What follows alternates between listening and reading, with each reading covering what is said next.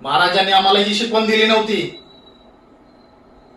तुम्ही महाराजांच्या नावावर तुम्ही राजकारण करतात, महाराजांच्या नावावर तुम्ही निवडून येतात आणि तुम्ही महाराजांचा हा अपमान आम्ही सहन करणार नाही. एवढा भ्रष्टाचार.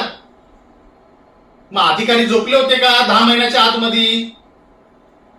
10 महिन्याच्या आतमध्ये हा पुतळा पडला. अधिकारी कुठं होते त्यावेळी? सार्वजनिक बांधकामाच्या अधिकाऱ्यांना मी थेट आरोप करतोय, त्यांच्यावर पण गुन्हा दाखल झाला पाहिजे. आणि ज्या याच्यामधले सार्वजनिक बांधकाम जे मंत्री होते त्यांच्यावरही गुन्हा दाखल झाला पाहिजे. झोपले होते का एवढा दिवस? महाराजांचा पुतळा उभारताना तुम्हाला थोडं पण नाही वाटलं की तिकडे की आता बोलता तुम्ही नट नाही का गंजले होते, हे गंजलं होतं, मग एवढा दिवस झोपा काढत होते का?